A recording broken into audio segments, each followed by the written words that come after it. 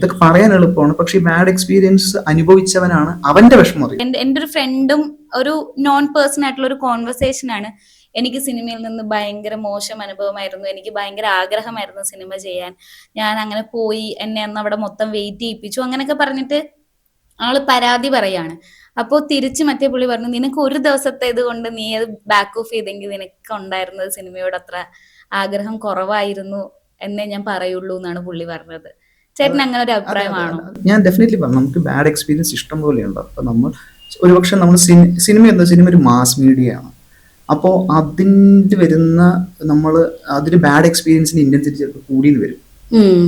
പക്ഷെ അതിന്റെ ഒരു ബാഡ് എക്സ്പീരിയൻസ് ഒരു ആളുകളിൽ പോപ്പുലർ ആവും, പെട്ടെന്ന് ഫെമിലിയർ ആവും.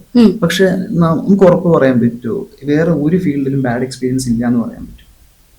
ഇതിനേക്കാളും ഇന്റൻസിഫൈഡ് ആയിട്ടുള്ള ബാഡ് എക്സ്പീരിയൻസ് ബാക്കി എല്ലാ മേഖലയിലും ഉണ്ട്.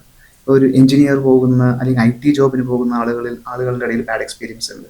എന്നെ മാനേജർ അങ്ങനെ ട്രീറ്റ് ചെയ്തു, ഇങ്ങനെ ട്രീറ്റ് ചെയ്തു, സാലറി തുച്ഛമായ സാലറിയിൽ കുറേ കാലം പോയിട്ട് അതിനുശേഷം വന്ന ആളുകൾക്ക് സാലറി കൂടുതൽ കൊടുത്ത് ഒന്നും വേണ്ട, നമ്മൾ വക്കീൽ ഓഫീസിൽ പോയി കഴിഞ്ഞാൽ അവിടുത്തെ എക്സ്പീരിയൻസ് നമുക്ക് അറിയില്ല. അപ്പോൾ എല്ലാവരും ബാഡ് എക്സ്പീരിയൻസ് ഉണ്ട്. പക്ഷെ സിനിമയിലെ ആളുകൾ പോകുമ്പോൾ സിനിമ ആളുകളെ അട്രാക്ട് ചെയ്യുന്ന മെജോറിറ്റിക്ക് ഇതിൻ്റെ ഒരു ഗ്ലാമർ ഉണ്ട്. അപ്പൊ അത് പ്രതീക്ഷിച്ചിട്ടായിരിക്കാം ഒരുപാട് പേര് വരുന്നത്. അപ്പൊ ഈ ബാഡ് എക്സ്പീരിയൻസ് വരുമ്പോൾ ഈ റിയാലിറ്റി മനസ്സിലാക്കാൻ ഇത്തിരി ബുദ്ധിമുട്ടും.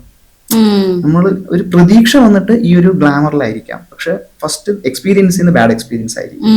അപ്പോൾ അത് ടാക്കിൾ ചെയ്യാൻ ഇത്തിരി സമയം. ഇതൊക്കെ പറയാൻ എളുപ്പമാണ്, പക്ഷെ ഈ ബാഡ് എക്സ്പീരിയൻസ് അനുഭവിച്ചവനാണ് അവന്റെ വിഷമം അറിയുള്ളൂ.